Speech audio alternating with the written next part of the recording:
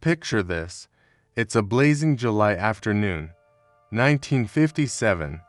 You're 9 years old, barefoot on hot tarmac, and the back of your neck is already burnt pink. There's no adult in sight. The street is yours, all of it, and somewhere 2 blocks over, your mates are calling your name. You don't check in. You don't carry a phone. You just run. Welcome back to life in old America. Today, we're crossing the Atlantic because across the pond, post-war America was building something extraordinary. A childhood so free, so wild, and so dangerously unregulated that by today's standards, it would stop your heart. The 1950s in America were a golden decade on the surface. The economy was booming. New suburbs were springing up overnight. Television was brand new, and children, millions of them, the first wave of the baby boom, were growing up in a world that trusted them completely. As it turned out, because the habits we're about to explore weren't just normal back then. They were encouraged, they were expected, and today, most of them are either banned, illegal, or would earn you a visit from social services faster than you could say howdy doody. These are 17 childhood habits of 1950s America, and the truth behind every single one of them, not the back seat, the back. Open air, wind in your face, gripping the side rail with both hands while the truck rattles down a country road at 50 miles an hour. No seatbelt, no sides, just you, your cousins, and the rushing American sky above you. In the early 1950s, this was a Saturday. Today, it's illegal in most U.S. states. But back then, a summer Saturday without a truck bed ride felt like a wasted afternoon. Then there were the jarts. Heavy, metal-tipped projectiles launched into the air in the general direction of a plastic ring on the grass. The target was 35 feet away. The darts were weighted at the front. Children threw them at each other's gardens with enthusiasm. Between 1978 and 1986, lawn darts sent more than 6,700 people to the emergency room in America. The Consumer Product Safety Commission finally banned them in 1988, but in the 1950s, they were a Christmas present. Every neighborhood had one. The corner druggist with the glass jars of candy behind the counter, root beer barrels, wax lips, candy cigarettes. You push open the door, hear that little bell, and the smell of sugar and old wood would hit you like a warm wave. You'd hand over your nickel, and Mr. Henderson, or whoever it was, would fill a paper bag for you without a second thought. Nobody worried. Nobody asked where you'd been. You were just a kid with a nickel and a bag of sweets.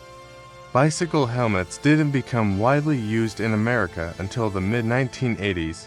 Before that, you rode, hard and fast and everywhere, down hills, through puddles. Across the railway bridge on the edge of town, a girl named Carol McAllister from Dayton, Ohio, later recalled riding 6 miles to a friend's house at age 8, alone, and arriving for lunch without her parents having the faintest idea where she'd gone. They weren't worried. That was just Tuesday.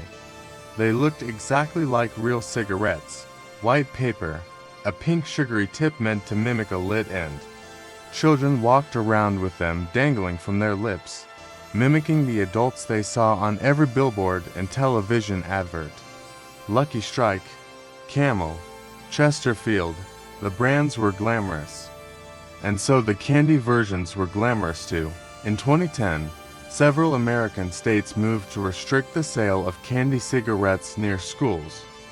But in 1953, you could buy a pack for 2 cents and feel incredibly grown-up.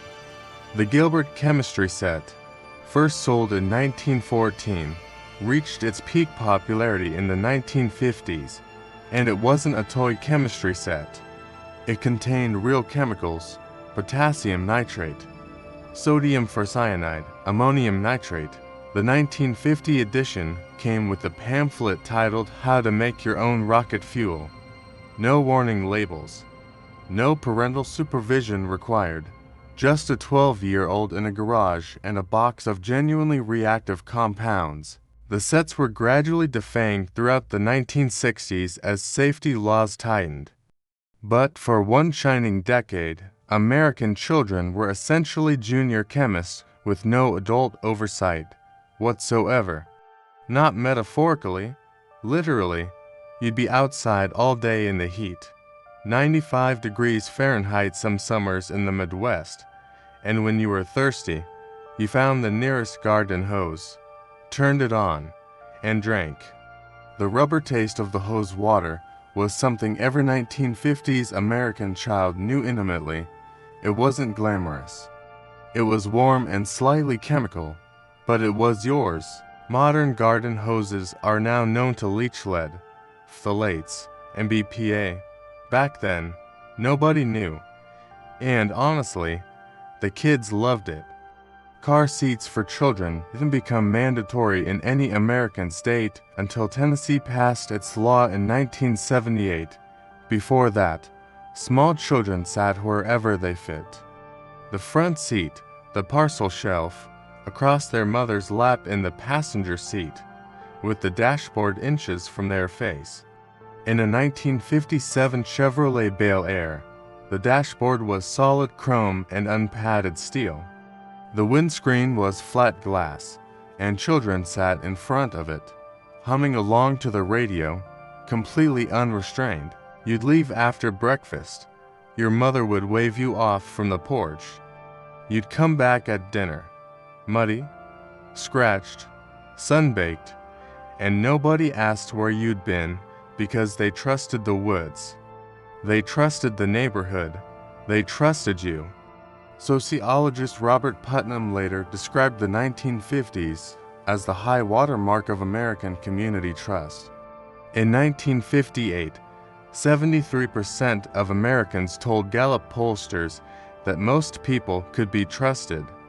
By 2022, that figure had fallen to 30%. Something changed. But back then, the woods were just the woods. The Daisy Red Ryder BB gun was the must-have Christmas gift of the post-war era.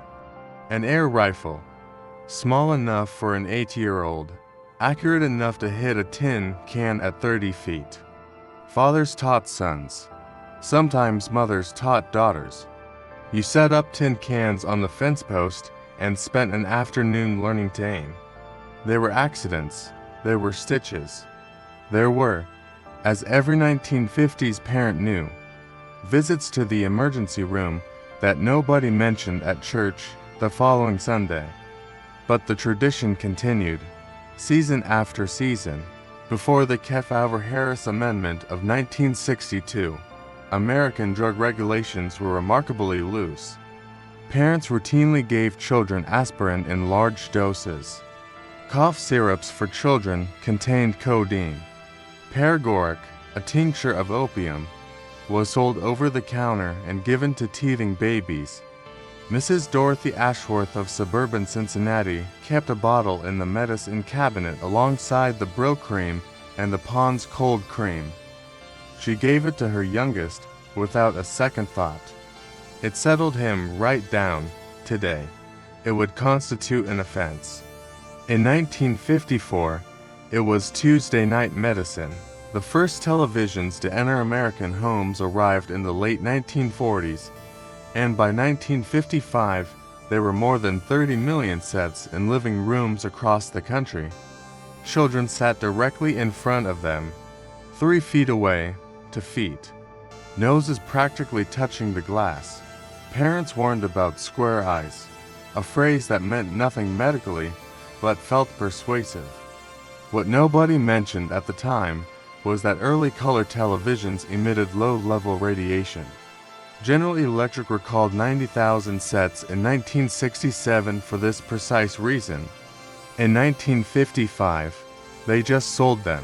This is the one that every single person who grew up in 1950s America remembers. Not just remembers, aches for. The summer evenings that lasted forever, the fireflies. The smell of cut grass and charcoal from 3 gardens over, the sound of screen doors banging. You had one rule, be home when the street lights came on. And for a generation of children, those street lights represented the boundary of the entire world. Everything between breakfast and the first flicker of the lamppost was yours. All of it, unscheduled, unsupervised, alive. A man named James Thurber, writing in the early 1960s, described his 1950s boyhood in Columbus, Ohio, as a series of days with no beginning and no end, just the warm middle of things, going on and on. He was right. That is precisely what it felt like. Dinner was at 6. You ate what was put in front of you. There were no dietary requirements accommodated, no allergen menus, no child-friendly substitutions.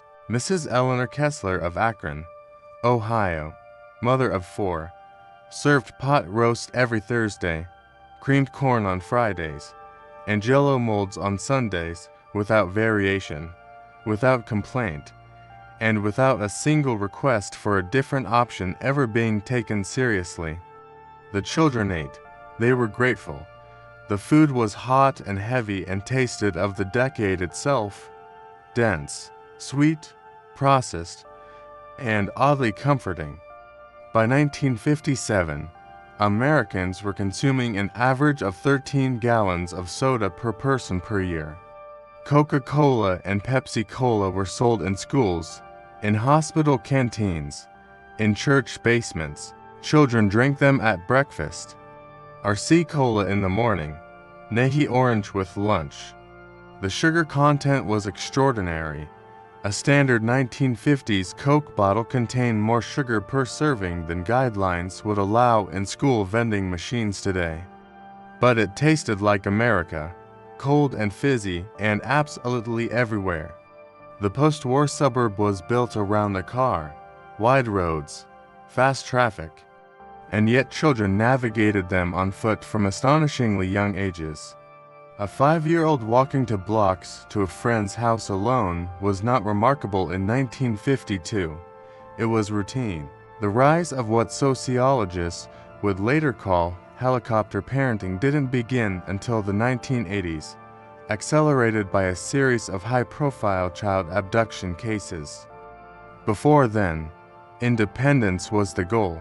Parents prepared their children for the world by sending them into it, early and often, to figure it out for themselves. Headache, go anyway, temperature of 100. Take a junior aspirin and get on the bus. In an era before widespread sick day culture, before the concept of keeping contagious children home was medically enforced, American schools were magnificent petri dishes of shared illness. Chickenpox swept through classrooms like wildfire, and parents sometimes deliberately arranged chickenpox parties so their children could catch it young and build immunity. Measles parties too. Mumps, all of it spread freely and frankly.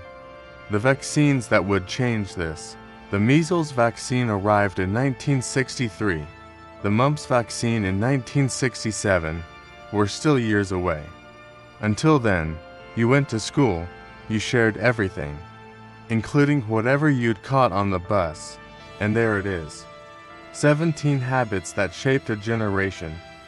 Habits we'd now call reckless, dangerous, or outright banned.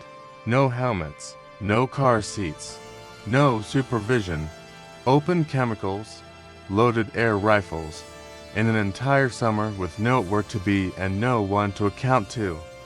We had less protection, but somehow it felt like more freedom.